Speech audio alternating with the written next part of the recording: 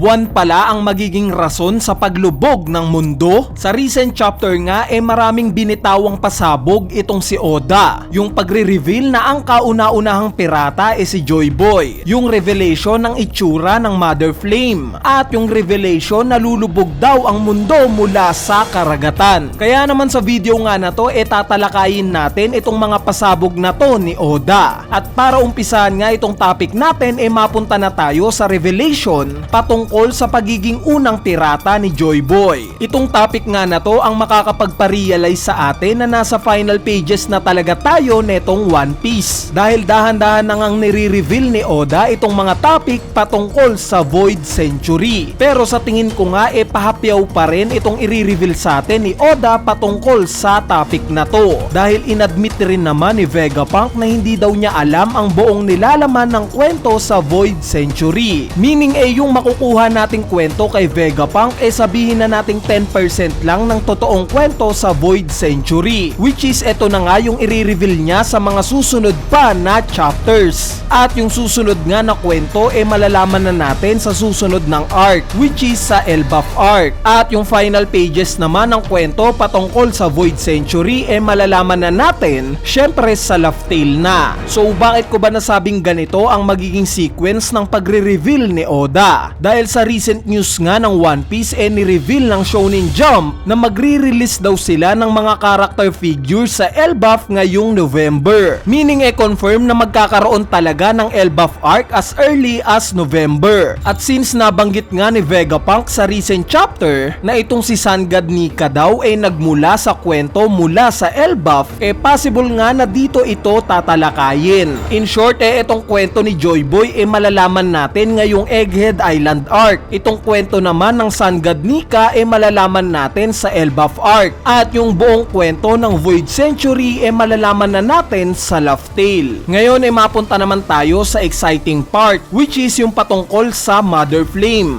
Ni-reveal na nga sa atin na isa pala itong apoy na nasa loob ng isang tangke. Gaya nga ng sinabi ko sa mga recent videos natin, possible nga na ito yung tinutukoy ni Lilith na pinagkukunan ng energy source ng buong Egghead Island. Sa tanong nga kung paano ito na-discover ni Vegapunk o kung paano niya ito na-create, sa tingin ko nga na may connection dito ang mga Lunarian. Since alam naman natin na similar sa Mother Flame, may ganitong apoy nga rin ang mga Lunarian sa likuran nila. At the fact nga na nagawa itong ma-imitate ni Vegapunk sa mga ginawa niyang Seraphim, it makes sense lang na may relation itong dalawa na to. Bali kung iisipin nga natin parang dinidepect ni Oda itong Mother Flame bilang nuclear power sa totoong buhay. Base nga sa Japanese translator na si Sandman, itong A and Mu daw na nakalagay sa mismong tangke nitong Mother Flame, pwede daw i-pronounce in Japanese as Atomu, meaning atom, na marerelate daw natin sa mga nuclear weapons. At in real life nga alam naman natin na ang isa sa pinakamalakas na weapon sa mundo itong atomic bomb. We all know na ang nakapag-create ng atomic bomb sa mundo itong si Oppenheimer. May video na nga tayo patungkol dito. Kung trip nyo nga itong panoorin, ilalagay ko na lang yung link sa description sa ibaba. Anyway, recently nga ginawa ng movie itong pagkikreate ni Oppenheimer ng atomic bomb. At nalaman nga natin na nakatulong pala sa kanya itong si Albert Einstein sa pagkikreate netong atomic bomb.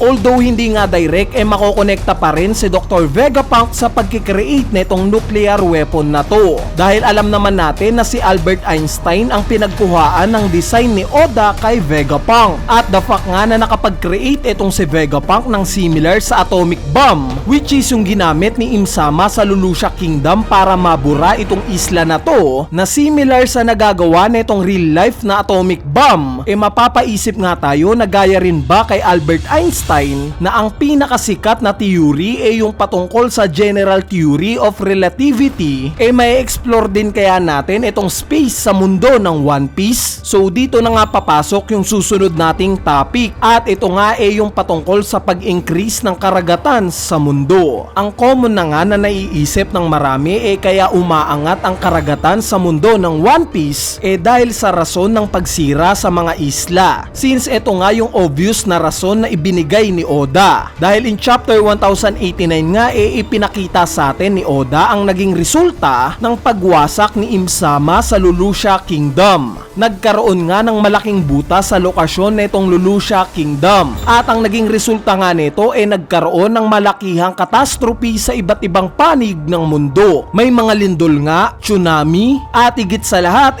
umangat ng 1 meter ang karagatan. Kaya naman talagang mapapaisip tayo na ito talaga yung mangyayari once nasirain din ni Im-sama itong iba pang isla sa mundo. Mas tataas pa ang karagatan. Pero paano kung sabihin ko sa inyo na may isa pang paraan para palubugin ang mundo na hindi sinisira ni Im-sama itong iba pang isla? So itong mga susunod ko ngang sasabihin theory lang natin. Lalabas nga tayo sa idea na ang pagsira ng mga isla sa mundo ang tanging paraan o ang nag-iisang paraan para mapataas ang karagatan sa mundo. Since ito nga yung naiisip na ng lahat, ito nga yung common. Bali itong idea nga natin magfo-focus sa moon. So what if hindi isla ang sisirain ni Im-sama, bagkos itong buwan mismo? During nga sa flashback ng Ohara incident nakita natin itong si Professor Clover na meron siyang similar sa globo. Ito nga yung model ng mundo ng One Piece. At ang kapansin-pansin nga dito napapalibutan ito ng 6 na bilog. So what if ganito talaga yung mundo noon? Ito talaga yung tunay na itsura ng mundo 800 years ago. Meron talagang 6 na buwan ang mundo ng One Piece. Ngayon kung ganito nga originally ang mundo sa One Piece na meron itong 6 na buwan, bakit hindi ito natatalakay sa kwento? Bakit isang buwan lang ang palagi nating nakikita? Sa tingin ko nga dahil sa yung iba pang buwan nasira na. Sinira nga ito na nag-cause sa pag-angat ng karagatan sa mundo. Dahil sa mga hindi nakakaalam malaki nga ang role ng moon sa karagatan sa totoong buhay natin. Itong buwan nga ang nagkokontrol ng tide sa mga karagatan natin. Meaning yung high tide at low tide sa mga karagatan nakadepende sa sarili nating buwan. Kaya naman mapapaisip tayo na ito bang nararanasan ngayon sa mundo ng One Piece na pag-angat ng karagatan kagagawan lang ng pagwasak ng buwan noon? Dahil kung titignan nga natin masyadong malaki ang inangat ng karagatan mula 800 years ago. Ang example na nga lang natin dyan itong original na Wano. Sobrang baba nga neto. Kaya naman possible na may relation talaga itong buwan sa pag-angat netong karagatan. Ito rin kaya yung rason kung bakit pinag-aaralan ni Vegapunk ang buwan. So in summary nga sa topic natin yung kwento patungkol kay Joy Boy makukuha natin ngayong Egghead Island arc na. Yung kwento naman patungkol sa Sun God Nika makukuha natin sa Elbaf arc. At yung rest nga ng revelation patungkol sa Void Century malalaman naman natin kapag nakapunta na ng Laugh Tale itong Straw Hat Pirates. Yung Mother Flame naman ginawa ni Vegapunk base sa mga Lunarian. At finally itong paglubog ng mundo hindi sa pamamagitan ng pagsira ng mga isla ni Im-sama. Bagkos magagawa niya ito kapag sinira niya ang buwan. Since sa totoong buhay nga malaki ang role ng buwan sa mga tides ng karagatan.